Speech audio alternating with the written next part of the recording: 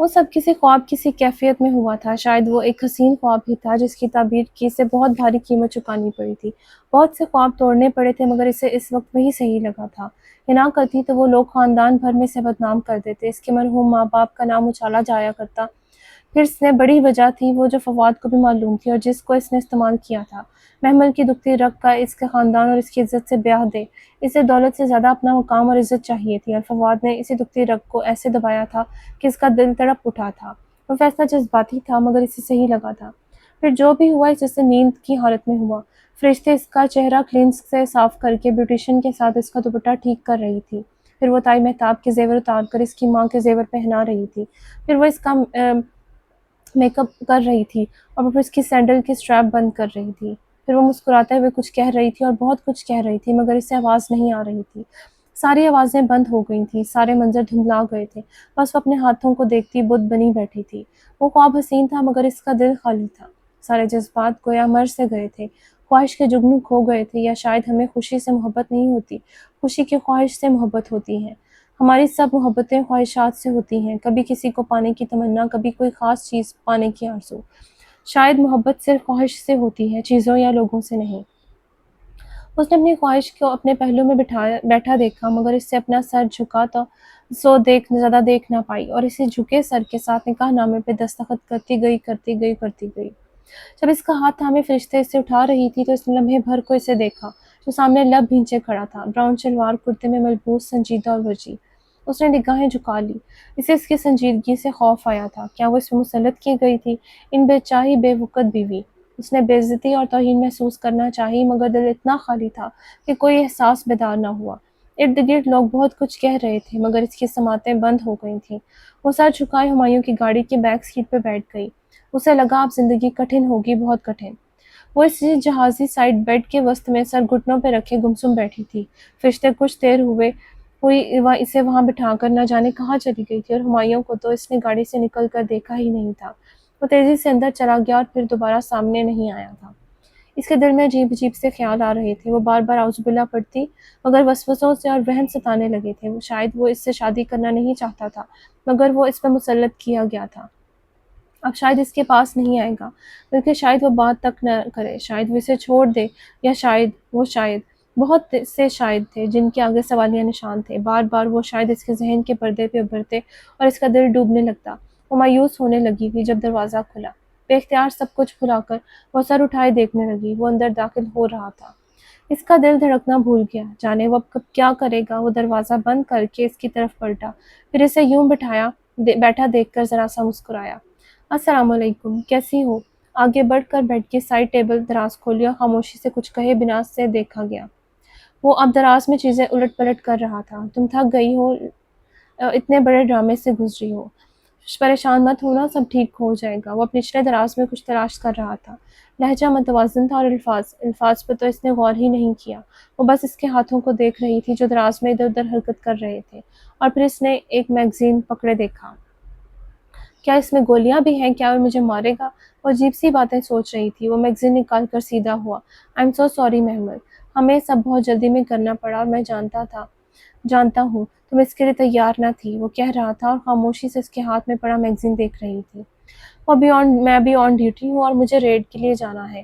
رات فرشتے تمہارے ساتھ رک جائے گی، میں پرسوں شام تک واپس آ جاؤں گا، تم پریشان نہ ہونا۔ وہ خالی نگاہوں سے اسے دیکھے گئی۔ عجیب شادی، عجیب سی دلہن اور عجیب سا دلہا۔ اسے اس کی باتیں بہت عجیب لگی تھیں۔ تم سن رہی ہو؟ وہ اس کے سامنے بیڈ پہ بیٹھا بغور اس کی آنکھوں میں دیکھ رہا تھا۔ وہ ذرا سا چونکی۔ جی، بے ساختہ نگاہیں جھکا لی۔ پھر پتہ نہیں وہ کیا کہتا رہا۔ محمل نظریں نیچی کیے سنتی رہی۔ الفاظ اس کے کانوں سے ٹکرا کے گویا واپس پلٹ رہے تھے۔ کچھ سمجھ میں نہیں آ رہا تھا، وہ کب خاموش ہوا، کب اٹھ کر چلا گیا۔ اسے تب ہوش آیا جب پورچ سے گاڑی نکلنے کی آواز آئی۔ اس نے ویران نظروں سے کمرے کو دیکھا۔ یہی وہ کمرہ تھا جس سے کبھی ہمایوں نے اسے بند کیا تھا، تب وہ سیاہ ساڑی میں ملبوس تھی۔ آج اس نے سرخ شلوار قمیص پہن رکھی تھی، روسی جوڑا، روسی زیورات۔ وہ دلہن تھی اور پتہ نہیں کیسی دلہن۔ اس نے تو سوچا بھی نہ تھا کہ اس کمرے میں بھی یوں ہمایوں کی دلہن بن کر آئے گی۔ ہاں، فواد کے خواب اس نے دیکھے تھے مگر وہ اس کے دل کا ایک چھپا ہوا راز تھا جس کی خبر شاید خود فواد کو بھی نہ تھی۔ اور حسن؟ اندر سے کسی نے سرگوشی کی۔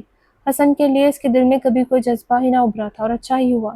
شام کو جب فواد نے اس کے نام کے ساتھ ہمایوں کا نام لیا تو وہ کیسے چپ ہو گیا تھا؟ وہ جو ہر موقع پر محمل کے حق پہ بولتا پڑتا لڑتا تھا، اتنے اہم موقع پہ یوں کیوں پیچھے ہٹ گیا تھا؟ وہ فیصلہ نہ کر سکی۔ اور فرشتے، اس نے کتنی بڑی قربانی دی تھی اس کے لیے، وہ کبھی بھی اس کا احسان نہ اتار سکتی تھی۔ وہ جانتی تھی اس نے اپنا حق چھوڑ دیا، کاش فرشتے بھی کبھی اسے موقع دے اور اس کے لیے اپنا حق چھوڑ سکے۔ اس نے تھک کر سر بیڈ کے گراؤنڈ سے ٹکا دیا اور آنکھیں موند لیں۔ اس کا دل اداس تھا، روح بوجھل تھی۔ سکون چاہیے تھا، اپنے خاندان والوں کی قید سے نکلنے کا احساس کو محسوس کرنے کی حس چاہیے تھی، اسے غم سے نجات چاہیے تھی۔ اس نے ہولے سے لبوں کو حرکت دی اور آنکھیں موندے دھیمی آواز میں دعا مانگنے لگی۔ یا اللہ، میں آپ کی بندی ہوں اور آپ کے بندے کی بیٹی ہوں اور آپ کے بندے کی بیٹی ہوں۔ میری پیشانی آپ کے قابو میں ہے، میرے حق میں آپ کا حکم جاری ہے، آپ کا فیصلہ میرے بارے میں انصاف پہ مبنی ہے۔ میں آپ سے سوال کرتی ہوں، آپ کے ہر اس نام کے واسطے سے جو آپ نے اپنے لیے پسند کیا، اپنی کتاب میں اتارا، یا اپنی مخلوق میں سے کسی کو سکھایا، یا اپنے علم غیب میں آپ نے اس کو اختیار میں رکھا ہے، اس بات کو کہ آپ قرآن عظیم کو میرے دل کی بہار اور میری آنکھوں کا نور بنا دیں اور میرے فکر اور غم کو لے جانے کا ذریعہ بنا دیں۔ وہ دعا کے الفاظ بار بار دہراتی گئی، یہاں تک کہ دل سکون میں سے اتر گیا، اس کی آنکھیں بوجھل ہو گئی اور وہ نیند سے ڈوب گئی۔ وہ 2 دن فرشتے اس کے ساتھ رہی۔ ان دنوں میں انہوں نے بہت سی باتیں کی سوائے اس شام کے ڈرامے کے۔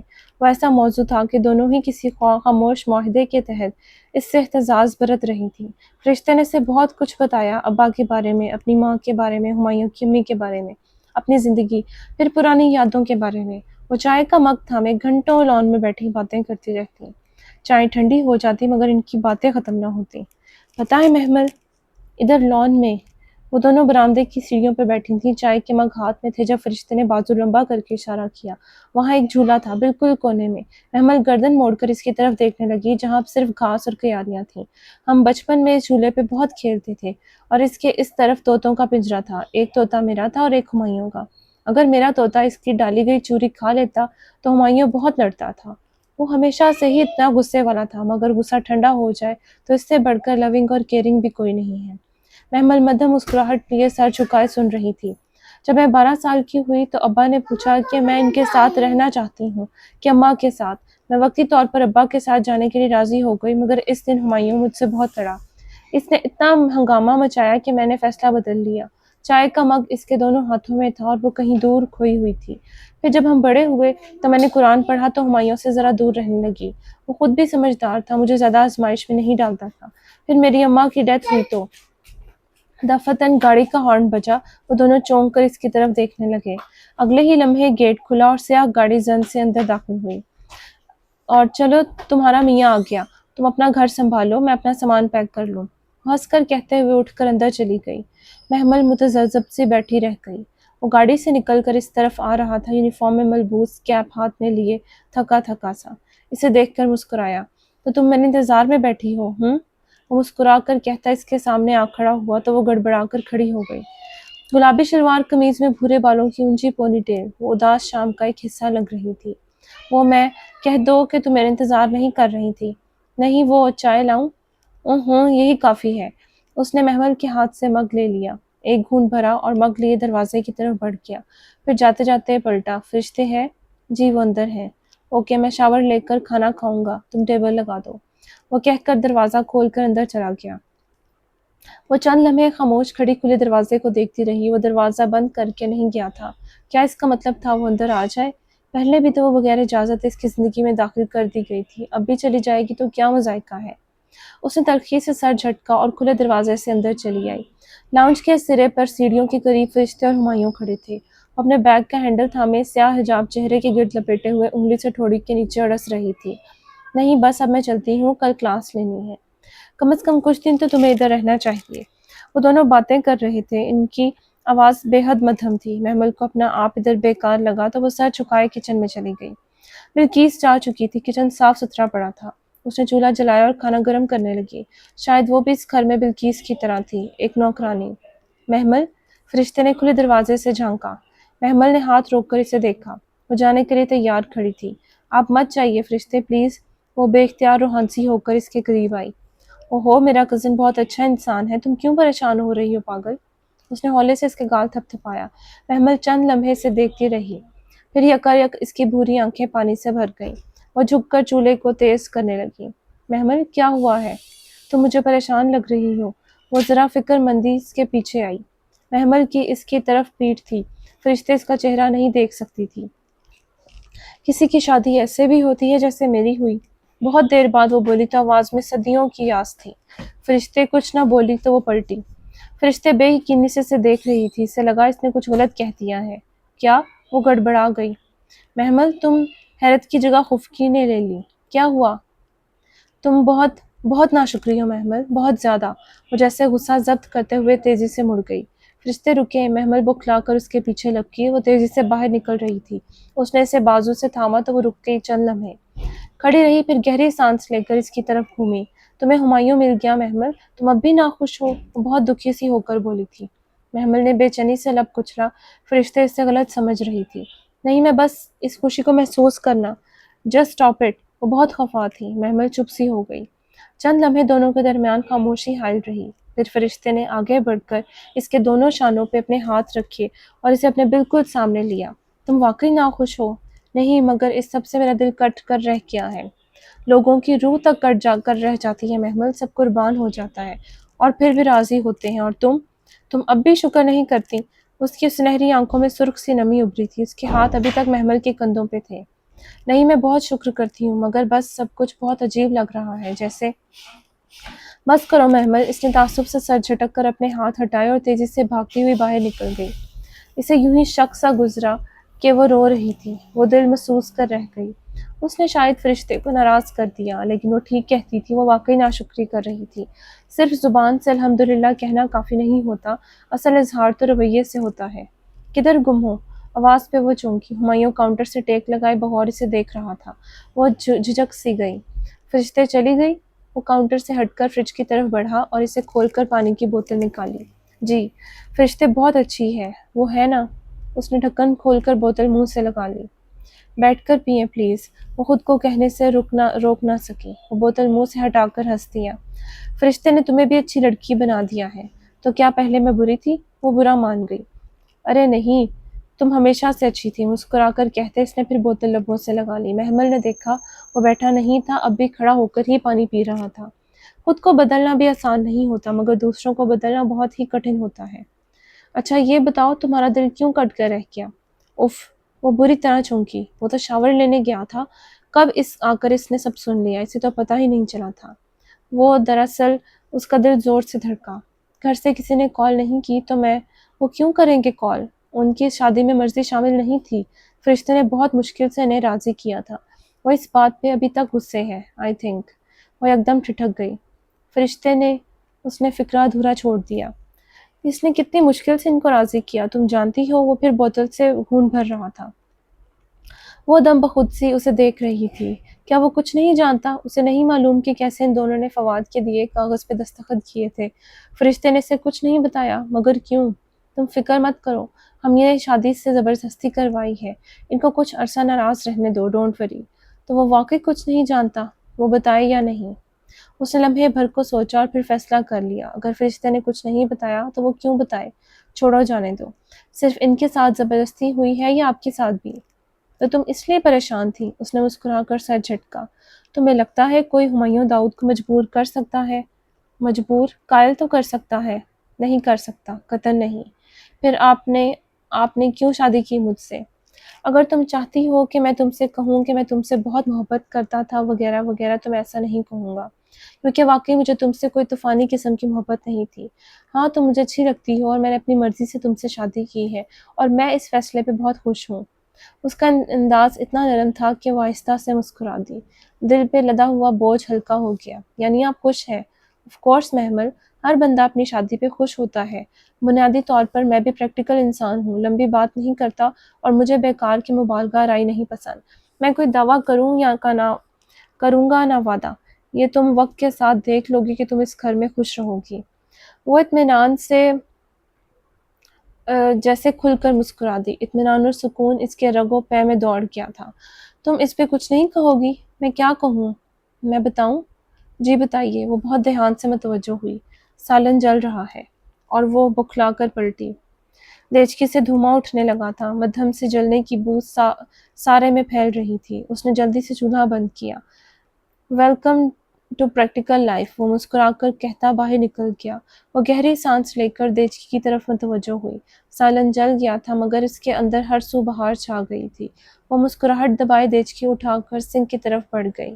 محمل محمل، وہ نیچے لاؤنج میں کھڑا مسلسل سر اونچا کیے اسے آوازیں دے رہا تھا۔ جلدی کرو، دیر ہو رہی ہے۔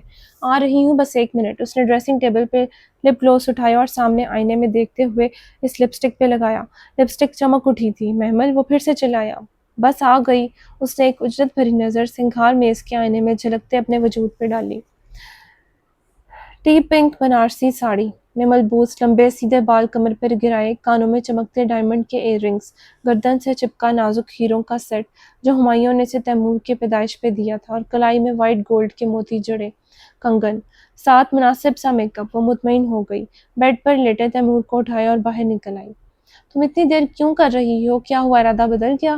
آخری فقرہ کہتے ہوئے وہ زیر لب مسکرایا۔ وہ جو تیمور کو اٹھائے سہج سہج سیڑھیاں اتر رہی تھی مسکرا اٹھی۔ ہرگز نہیں، آخر کو اپنے میکے جا رہی ہوں، ارادہ کیوں بدلوں گی؟ وہ سیڑھیاں اتر آئی۔ وہ مسکرا کر اسے دیکھ کر پیچھے ہو گیا۔ وہ بہت شاندار لگ رہا تھا۔ بلیک ڈنر سوٹ میں ملبوس، بال اچھے لگ رہے ہیں۔ تم بھی، بس اتنی سی تعریف؟ اس کا چہرہ اتر گیا۔ شادی کے 1 سال بعد اب میں اور کیا کہوں؟ وہ دونوں ساتھ ساتھ باہر آئے تھے۔ 1 سال گزر گیا ہمایوں، پتہ بھی نہیں چلا، ہے نا؟ وہ فرنٹ ڈور کھولتے ہوئے کھو سی گئی تھی۔ ہاں، وقت بہت جلدی گزر جاتا ہے۔ وہ گاڑی سڑک پر ڈال کے بہت دیر بعد بولا، یوں لگتا ہے جیسے کل کی بات ہو۔ محمل نے سیٹ کی پشت سے سر ٹکا دیا اور آنکھیں موند لیں۔ 1 سال گزر بھی گیا، یوں جیسے پتہ ہی نہ چلا ہو۔ پورے 1 برس پہلے وہ بیاہ کے اس گھر میں آئی تھی۔ آج ہمایوں نے شادی کی سالگرہ پر اسے اس سے گھر لے جانے کا تحفہ دیا تھا۔ پورا سال نہ انہوں نے اس کی خبر گیری کی اور نہ ہی محمل نے فون کیا۔ شروع میں اسے غصہ تھا، پھر آہستہ آہستہ وہ غم میں ڈھل گیا، اور اب اسے اپنے فرائض یاد آئے، صلح رحمی کے احکامات یاد آئے تو اس نے تہیہ کر لیا کہ اپنے رشتہ داروں سے پھر سے تعلق جوڑے گی۔ پہلے بھی یہ خیال کئی بار آیا مگر ہمایوں جانے پہ راضی نہ ہوتا تھا، لیکن گزرتے وقت کے ساتھ فواد کا کیس اندر ہی اندر دبتا چلا گیا، اور پھر ہمایوں نے ہی ایک دن اسے بتایا کہ فواد ملک سے باہر چلا گیا ہے، شاید آسٹریلیا۔ وہ بھی کسی حد تک سکون میں آ گئی، نہ جانے کیوں۔ ہفتہ پہلے ہمایوں کو کہیں آغا کریم ملے۔ اس نے محمل کو بتایا کہ وہ بہت خوش دلی سے ملے اور اسے گھر آنے کی دعوت دی۔ منافقت، دنیا داری، اور پھر اب وہ کسی چیز کا بغض چہرے پہ سجائے رکھتے۔ فواد تو باہر چلا گیا اور جائیداد انہیں مل گئی، پھر ہمایوں داؤد جیسے بندے کو داماد کہنے میں کیا مذائقہ، بلکہ فخر ہی تھا۔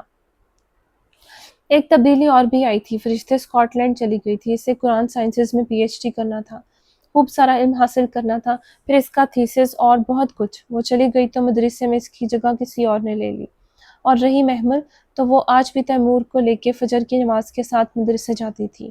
اس کے علم الکتاب کا بھی آدھا سال رہتا تھا۔ اگلا سین، پیج نمبر 291۔ گاڑی رکی تو وہ چونک کر ہال میں آئی۔ وہ آغا ہاؤس کے پورچ میں کھڑی تھی۔ وہ تیمور کو اٹھائے باہر نکلی اور گمسم سے ادھر ادھر نگاہیں دوڑائیں۔ لان کے کونے میں مصنوعی آبشار بن چکی تھی، گھر کا پینٹ بدل چکا تھا، پورچ کے ٹائلز بھی نئے اور قیمتی تھے۔ لاؤنج کے دروازے پہ مہتاب تائی اور آغا جان کھڑے تھے۔ محمل اور ہمایوں نے ایک دوسرے کو دیکھا اور پھر جیسے گہری سانس لے کر ان کی طرف بڑھے۔ شال اس نے ایک کندھے پہ ڈال لی تھی، بھورے سیدھے بال دونوں کانوں کے پیچھے اڑسے تھے۔ پورچ کی مدھم لائٹ میں بھی اس نے جگرے جگر کرتے ہیرے چمکتے تھے۔ محمل، یہ تم ہو؟ کیسی ہو؟ تائی مہتاب پرتپاک استقبال کے ساتھ آگے لپکی تھی۔ محمل، میری بیٹی۔ آغا جان نے اس کے سر پہ ہاتھ رکھا۔ اس کی آنکھوں کے گوشے بھیگنے لگے، شاید انہیں احساس ہو گیا تھا کہ انہوں نے اس کے ساتھ کتنا ظلم کیا۔ اس کی آنکھوں کے گوشے بھیگنے لگے۔ دونوں چچیاں اور دوسری لڑکیاں بھی وہیں آ گئیں۔ وہ ان کے ساتھ ان کے سوال کا جواب دیتی اندر آئی تھی۔ ایک تو ہمایوں کی شاندار پرسنالٹی، اوپر سے محمل کا بدلہ سجا سورا، دولت اور آسائشوں کی فراوانی ظاہر کرتا سراپا۔ فضا نے تو ازلی میٹھے انداز میں تعریف کی، البتہ نائمہ کے تو ماتھے کے بلوں میں اضافہ ہی ہوتا چلا گیا۔ وہ اپنی جلن چھپا نہ پا رہی تھی۔ لاؤنج کا بھی حلیہ بدلا ہوا تھا، قیمتی فانوس، پردے، بیش قیمت ڈیکوریشن پیسز۔ گو کہ پہلے بھی وہاں ہر چیز قیمتی تھی، مگر اب تو جیسے پیسے کی ریل پیل ہو گئی تھی۔ ایک ایک کونا چمک رہا تھا، شاید اب انہیں کھلا اختیار جو مل گیا تھا۔ سدرا باجی کدھر ہے اور آرزو؟ صوفے پہ بیٹھتے ہوئے اس نے متلاشی نگاہ ادھر ادھر دوڑائی۔ سدرا کی تو دسمبر میں شادی ہو گئی، وہ کینیڈا چلی گئی، تائی مہتاب نے فخر سے بتایا۔ چہرے پہ اسے نہ بلانے کی کوئی ندامت نہ تھی، اس کا دل اندر ہی اندر ڈوب کر ابھرا۔ وہ غلط تھے، इनको कोई शर्मिंदगी न थी, बल्कि नेमतों की बेपनाह बारिश ने इन्हें मज़ीद मगरूर कर डाला था। महरीन का निकाह पिछले माह हुआ है। लड़का डॉक्टर है, इंग्लैंड में होता है। इसी साल शादी करेंगे। अच्छा माशाल्लाह। वो दिल से खुश हुई, मगर उलझन बहरहाल थी। उन्होंने इसके साथ इतना जुल्म किया, फिर भी इनकी खुशियों में इजाफा क्यों होता चला गया? निदा की भी मंगनी हो गई, फिजा चची क्यों पीछे रहती? वो भी डॉक्टर से सऊदीया की रॉयल फैमिली के डॉक्टर्स में से है। सामिया की भी आजकल बात चल रही है। और आरज़ू? यूं ही इसके लबों से फिसल पड़ा। निगाह सबसे अलग बैठी नाइमा चची पे जा पड़ी। इनकी कोफ्त में जैसे इजाफा हुआ था। रिश्तों की लाइन लगी है मेरी बेटी के लिए। हर दूसरे दिन किसी शहजादे का रिश्ता आ जाता है। वो हाथ नचा कर बहुत चमक कर बोली थी। अगर वो माने भी तो? फिजा चची ने धीमी सरगोशी की आवाज़ यकीनन नाइमा चची तक नहीं गई थी। मुखातिब महमल ही थी, जो सुनकर ज़रा सी चौंकी तो फिजा चची मायने खेज़ अंदाज में मुस्कुराईं। आरज़ू बाजी किधर है? नज़र नहीं आ रही। उसने दूसरी दफ़ा पूछा तो नाइमा चची उठी और पैर पटकती हुई वहाँ से निकल गई। इन्हें क्या हुआ? उसने हैरत से ताई महताब को देखा, जिन्होंने इस्तेहज़ाइया मुस्कुराहट के साथ सर को झटका। बेटी का दिल आ गया है किसी पर, अब मान के नहीं दे रही। अच्छा, इसे हैरत हुई। इसी पल सीढ़ियों से उतरते हुए कोई रुका। आहट में महमल ने निगाह उठाई और वो बेख्तियार शॉल का पल्लू सर पे डाल लिया। हसन मबहूत सा इधर उधर देख रहा था। कफ का बटन बंद करते हुए इसके हाथ वहीं रुक गए थे। अस्सलाम वालेकुम हसन भाई। वो खुश दिली से मुस्कुराई तो वो चौंका, फिर सर झटक कर आखिरी जीना उतरा। वालेकुम अस्सलाम। कैसी हो महमल, कब आई? वो इनकी तरफ चला आया। ये तुम्हारा बेटा है या बेटी? बेटा है, तैमूर। उसने झुककर इसे प्यार किया, फिर सीधा हुआ। अकेली आई हो? अरे नहीं, हुमायूं इसके साथ आया है। तुम्हारे आगा जान के साथ ड्राइंग रूम में बैठा है, जाओ मिल लो। ताई महताब के कहने पर वो सर हिलाता ड्राइंग रूम की तरफ बढ़ा। हसन भाई की कहीं मंगनी वगैरह नहीं की चची? वो सादा से लहजे में फिजा से मुखातिब हुई। इसे लगा इसका जोग लिए अभी तक बैठा होगा। अरे नहीं, हसन की तो शादी भी हो गई। मेरी भांजी तलत याद है तुम्हें? इसी से आजकल वो मैके गई हुई है। सामिया, सामिया, उन्होंने बेटी को पुकारा। जाओ हसन की शादी का एल्बम ले आओ। महमल को वाक़तन झटका सा लगा, फिर वो संभल गई। वो जोग लेने वाला बंदा तो न था, कमज़ोर मर्द जो कभी इसके लिए मजबूत सहारा न बन सकता। लेकिन भला इसे इसका तो सहारा चाहिए भी क्यों था? कभी भी नहीं। इसकी तो हसन के साथ कभी भी कोई जज्बाती वाबस्तगी ना रही थी, सो अफसोस भी न था। फिर उन्होंने इसे हसन और सिद्रा की शादियों के एल्बम दिखाए। वो तो सजावट और धूमधाम देखकर हक तक रह गई। दुल्हनों के रूसी लिबास और जेवरात को तो एक तरफ महज इवेंट डिज़ाइनिंग पे पैसा पानी की तरह लुटाया गया था। इन्हें महमल ने वो सब कुछ दिया था। अब भला क्यों वो इसका पुरतकबार इस्तकबाल ना करते? डिनर बहुत पुरतकल्लुफ़ था। आगा जान और हुमायूं के अंदाज से लग रहा था इनकी गहरी दोस्ती रही है। कौन कह सकता था कि कभी आगा जान इस शख्स का नाम नहीं सुन सकते थे। बस इसके एक दस्तखत ने सारी दुनिया बदल दी थी। फिर भी वो खुश थी, इसे मैके का मान जो मिल गया था। चाहे मुनाफ़िक़त का मलमा ओढ़े, झूठा ही सही, मगर मान तो था ना। बस चंद लम्हों के लिए वो तैमूर का बैग लेने गाड़ी तक आई थी और तभी इसने लॉन में कुर्सी पे बैठी आरज़ू को देखा तो वो रुक गई। वो भी इसे देख चुकी थी, सो तेज़ी से उठकर इसके पास चली आई। बहुत खूब मिसेस हुमायूं, खूब ऐश कर रही हो। उसके करीब सीने पे बाजू लपेटे खड़ी वो सर से पाँव तक इसका जायज़ा बहुत तंज लेते हुए बहुत तंज से बोली थी। उसने बमुश्किल खुद को कुछ सख्त कहने से रोका। अल्लाह का करम है आरज़ू बाजी, वरना मैं इस काबिल कहाँ थी। काबिल तो खैर तुम अब भी नहीं हो, वो अपनी अपनी चालाकी की बात होती है। मुझे चालाकियाँ आती होती तो इस घर से ऐसे रुखसत होती जैसे सिद्रा बाजी हुई हैं। ओह, don't pretend to be innocent. ज़्यादा मासूम बनने की कोशिश ना करो, वो तेज़ी से झिड़क कर बोली। तुम जानती थी कि हुमायूं सिर्फ और सिर्फ मेरा है, फिर भी तुमने इससे शादी की। तुम्हें लगता है मैं तुम्हें यूं ही छोड़ दूंगी? ये हुमायूं आपके कब हुए आरज़ू बाजी? नाम तक तो आप इनका जानती नहीं थी, वो भी मुझसे ही पूछा था। अपनी छोटी सी अकल पे ज़्यादा जोर ना दो महमल डियर। उसने उंगली से इसकी ठोड़ी उठाई। और याद रखना आरज़ू, एक बार किसी को चाह ले तो फिर इसको हासिल करके ही छोड़ती है। क्यों आरज़ू बाजी? आरज़ू खुदा है क्या? उसके अंदर गुस्सा उभरा था। बेख्तियार इसने अपनी थोड़ी तिले से इसकी उंगली हटाई। तो ये तो तुम्हें वक्त बताएगा कि कौन खुदा है और कौन नहीं। वो तमस्कुराना अंदाज में कहती मुड़ी और लंबे लंबे डग भरती अंदर चली गई। अजीब लड़की है ये, किसी के शौहर पे हक जमा रही है। वो गुस्से से खोलती हुई अंदर आ गई। अगला सीन पेज नंबर 296। तुम्हारी कज़न आरज़ू के साथ कोई दिमागी मसला है क्या? वापसी पे ड्राइव करते हुए हुमायूं ने पूछा था। वो बुरी तरह चौंकी। क्यों? कुछ कहा इसने? इसका दिल एकदम डर सा गया। हाँ, अजीब सी बातें कर रही थी। आपको कब मिली? لاؤنج میں تو آئی ہی نہیں۔ پتہ نہیں عجیب طریقے سے سب مردوں کے درمیان آ کر بیٹھ گئے اور مجھ سے پے در پہ سوال شروع کر دیے۔ بہت آکورڈ لگ رہا تھا مجھے، اس کے باپ کو تو کوئی فرق ہی نہیں پڑا۔ پھر وہ دم بخود سی سن رہی تھی۔ پھر حسن کو برا لگا تو اس نے اسے جھڑک کے اندر جانے کی کہا، بٹ شی وازنٹ لائک کہ میں تمہاری نوکر ہوں جو اندر جاؤں۔ عجیب سی سچویشن بن گئی تھی۔ میں نے تو فون کا بہانہ کر کے اٹھ گیا، واپس آیا تو وہ نہ تھی۔ کوئی مسئلہ ہے اس کے ساتھ؟ پتہ نہیں، وہ لب کچل کر رہ گئی۔ ایک بات کہوں محمل؟ کہیے۔ تم یہ مت سمجھنا کہ میں لالچی ہوں، مگر حق حق ہوتا ہے۔ تم نے دیکھا وہ لوگ کیسے تمہاری جائیداد پر عیش کر رہے تھے، تمہیں ان سے اپنا حصہ مانگنا چاہیے۔ رہنے دے، مجھے کچھ نہیں چاہیے۔ وہ کھڑکی سے باہر دیکھنے لگی۔ ہمایوں کو کیسے بتاتی کہ وہ اس کے لیے وہ اپنا وہ حق بہت پہلے چھوڑ چکی ہے۔ اگر فرشتے نے چھپایا ہے تو اس میں کوئی نہ کوئی وجہ ضرور ہوگی۔ وہ اندر سے ایک دم سی بہت افسردہ ہو گئی۔ سو بیگ میں رکھا چھوٹا قرآن نکالا جس کے سفید کور پہ میم لکھا تھا۔ میں یہ ادھر کیوں لکھا ہے؟ وہ ہر دفعہ قرآن کھولنے پہ اپنا لکھا میم پڑھ کر سوچتی اور پھر یاد نہ آنے پہ شانے اچکا کر آگے پڑھنے لگتی۔ اس نے صبح کی تلاوت پہ لگائے گئے بک مارک سے کھولا، سب سے اوپر لکھا تھا، اور اس نے عطا کیا تم کو ہر اس چیز سے جو تم نے اس سے مانگی تھی، اور اگر تم شمار کرو اللہ کی نعمت کو اسے تم شمار نہیں کر سکتے۔ بے اختیار اس کے لبوں پہ مسکراہٹ بکھر گئی۔ کیوں مسکرا رہی؟ وہ ڈرائیو کرتے ہوئے حیران ہوا۔ نہیں، اس کے دل کی تسلی ہو گئی تھی، سو قرآن بند کر کے رکھنے لگی۔ اسے واقعی ہر وہ چیز مل گئی تھی جو کبھی اس نے مانگی تھی۔ بتاؤ نا، اصل میں میرے لیے ایک بڑی پیاری آیت اتری تھی، اللہ تعالیٰ نے وہی پڑھ کر ان پہ بہت پیار آیا تھا۔ وہ سر جھٹک کے ہنس دیا۔ ہنسے کیوں؟ Come on Mahmal, it's all in your mind. کیا؟ وہ حیران ہوئی اور الجھی بھی۔ ٹریٹ مت کرو کیجولی محمل، وہ آیت تمہارے لیے نہیں تھی، یہ الہامی کتاب ہے، اوکے؟ اتنا اسے قرآن پاک ہے، اس میں نماز روزے کے احکام ہیں، اٹس ناٹ اباؤٹ یو۔ اس نے موڑ کاٹا۔ کھلی شاہراہ رات کے اس پہر سنسان پڑی تھی۔ وہ سکتے کے عالم میں اس کا چہرہ دیکھ رہی تھی۔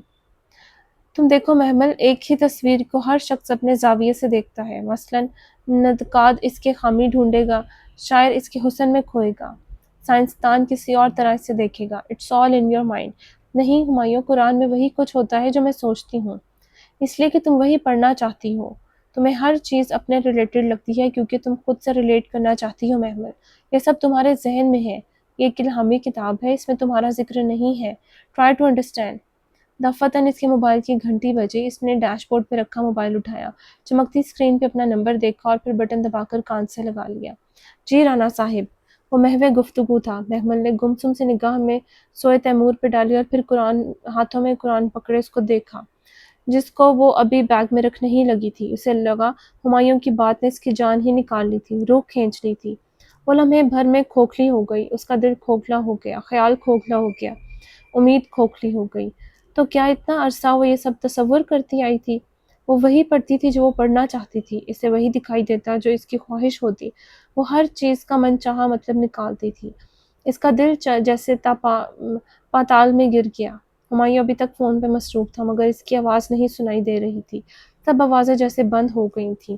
وہ گمسم سی ہاتھوں میں قرآن پکڑے اس کو دیکھ رہی تھی، پھر درمیان سے کھول دیا، 2 صفحے سامنے روشن ہو گئے۔ پہلے صفحے کے وسط میں لکھا تھا، بے شک اس قرآن میں ذکر ہے تمہارا۔ اس سے آگے پڑھا ہی نہیں گیا۔ وہ جیسے پھر سے جی اٹھی تھی، ساری اداسی ویرانی ہوا ہو گئی، دل پھر سے منور ہو گیا۔ اب اسے کسی کا نظریہ یا رائے خود پہ مسلط نہیں کرنا چاہتی، اسے اس کا جواب نظر آ گیا تھا، دلیل مل گئی تھی۔ مسکراہٹ لبوں پہ بکھیرے اس نے واپس سنبھال کر قرآن بیگ میں رکھا اور زپ بند کی، پھر سیٹ کی پشت سے سر ٹکا کر آنکھیں موند لیں۔ اسے ہمایوں سے بحث نہیں کرنا تھی، اسے کچھ بھی نہیں سمجھانا تھا، وہ اسے سمجھا ہی نہیں سکتی تھی کہ اکثر لوگ نہیں جانتے، نہیں مانتے۔ صبح نئی سی اتری تھی، چڑیاں چہچہاتے ہوئے اپنی منزلوں کی طرف اڑ رہی تھی، رات بارش کھل کے برسی تھی، سو سڑک ابھی تک نم تھی، سیاہ بادل اب نیلی چادر سے قدرے سرک گئے تھے اور موسم خاصا خوشگوار ہو گیا تھا۔ وہ گیٹ بار کر کے باہر نکلی تو درختوں کی باڑ کے ساتھ کاشف سائیکل دوڑاتا آ رہا تھا۔ وہ تیمور کی پریم دھکیلتی سڑک پہ آگے بڑھنے لگی، اس کا رخ کاشف کی طرف تھا۔ محمد باجی السلام علیکم۔ کاشف اسے دیکھ کر چہک اٹھا، تیزی سے سائیکل بھگاتا اس کی طرف آیا۔ وہ کالونی کے ان بچوں میں سے تھا جنہیں شام کو محمل اپنے گھر میں جمع کر کے ناظرہ پڑھاتی تھی۔ وعلیکم السلام۔ صبح ہی صبح کدھر جا رہے ہو کاشف؟ وہ رک گئی تھی۔ ہمارے اسکول کی چھٹیاں ہو گئی ہیں نا، تو صبح فارغ ہوتا ہوں۔ اس نے اپنی الٹی پی کیپ سیدھی کی اور وہ سائیکل روک کر اس کے ساتھ کھڑا تھا۔ حنان اور راحم وغیرہ کی بھی؟ جی باجی سب آف ہو گیا ہے، تو پھر یوں نہ کریں کہ آئندہ فجر کے بعد کلاس رکھ لیں۔ باجی میں تو آ جاؤں گا مگر ارحم وغیرہ، اس نے متذبذب سے اپنے ہمسائے کا نام لیا، آپ ان سے خود ہی پوچھ لیجیے گا۔ کاشف بائک دوڑاتا دور نکل گیا، اس کا ارادہ سامنے مدرسے سے جانے کا تھا، مگر پھر نکڑ پہ چھلی والا نظر آ گیا۔ بارش کے بعد کا ٹھنڈا سہانا موسم اور بھنے ہوئے دانے، وہ رہ نہ سکی اور پریم دھکیلتی نکڑ پہ کھڑی ریڑھی کی طرف بڑھ گئی۔ سڑک سنسان پڑی تھی، چھلی والا خاموشی سے سر جھکائے ریت گرم کر رہا تھا، وہ پریم دھکیلتی آہستہ آہستہ قدم اٹھا رہی تھی۔ اسے یاد آیا اس نے آج صبح کی دعائیں نہیں پڑھی تھیں، حالانکہ روز پابندی سے صبح و شام کی دعائیں پڑھتی تھی، مگر آج جانے کیسے رہ گئیں۔ وہ ہولے ہولے تسبیح پڑھنے لگی، تبھی فاصلہ سمٹ گیا اور وہ ریڑھی کے پاس پہنچی تو دھیان بھٹ گیا۔ ایک چھلی بنا دو اور ساتھ میں 5 روپے کے دانے بھی ذرا زیادہ ہو۔ اس کی تسبیح ادھوری رہ گئی۔ بوڑھا چھلی والا سر ہلا کے چھلی بھوننے لگا، وہ محویت سے اسے بھوننے دیکھنے لگی۔ ذہن کے کسی کونے میں اس کے دن آرزو کی کہی گئی بات گونجنے لگی، اور وہ بار بار انہیں ذہن سے چھٹکنا چاہتی تھی، مگر یوں ہی ایک دھڑکا سا دل کو لگ گیا تھا۔ بس ایسے ہی اس کا دل گھبرا سا جاتا، وہ نیند میں ڈر جاتی، جانے کیا بات تھی۔ 10 روپے ہوئے بی بی۔ وہ بوڑھے شخص کی آواز پہ وہ چونکی، پھر سر جھٹک کر ہاتھ میں پکڑا پاؤچ کھولا، اندر سے پیسے اور چند کاغذ بل وغیرہ رکھے تھے۔ اس نے 10 کا نوٹ نکالنا چاہا تو ایک کاغذ جو نوٹ کے اوپر اڑس کر رکھا گیا تھا، اڑ کر دور سڑک پہ جا گرا۔ اوہ 1 منٹ! وہ 10 کا نوٹ اس کے ہاتھ پہ رکھ کے تیمور کی پریم وہیں چھوڑے دوڑتی ہوئی گئی جہاں سڑک کے وسط میں مڑا تڑا سا کاغذ پڑا تھا۔ اس نے جھک کر کاغذ اٹھایا اور اسے کھول کر پڑھا، پھر تحریر دیکھ کر مسکرا دی۔ اگلے ہی پل سامنے سڑک کے کونے سے آتی گاڑی کی آواز آئی۔ اس نے گھبرا کر سر اٹھایا، گاڑی تیزی سے اس کی طرف بڑھ رہی تھی۔ وہ بھاگنا چاہتی تھی، ایک ہی جست میں اڑ کر سڑک پار کرنا چاہتی تھی، مگر موقع نہ ملا۔ تیز ہارن کی آواز تھی اور کوئی چیخ رہا تھا، اس کے پاؤں حرکت کرنے سے انکاری تھے۔ اس نے گاڑی کو خود سے ٹکراتے دیکھا، پھر اس نے خود کو پورے قد سے گرتے دیکھا۔ شور تھا، بہت شور۔ اس نے اپنی چیخیں سنی، اپنے سر سے نکل کے سڑک پہ بہتے ہوئے خون کو دیکھا، بہتا ہوا لال خون، بے حد لال۔ اس کی کلائی وہیں اس کے چہرے کے ساتھ بے دم سے رہ گئی۔ اس نے ہاتھ کھول دیا، مرا تڑا سا کاغذ نکل کر سڑک پہ لڑک گیا۔ اس نے ارد گرد لوگوں کو اکٹھے ہوتے دیکھا، کہیں دور بچہ رو رہا تھا، بہت اونچا حلق پھاڑ پھاڑ کر، بہت دور۔ جو آخری بات اس کے ڈوبتے ذہن نے سوچی تھی وہ یہ تھی کہ آج اس نے صبح کی دعائیں نہیں پڑھی تھیں۔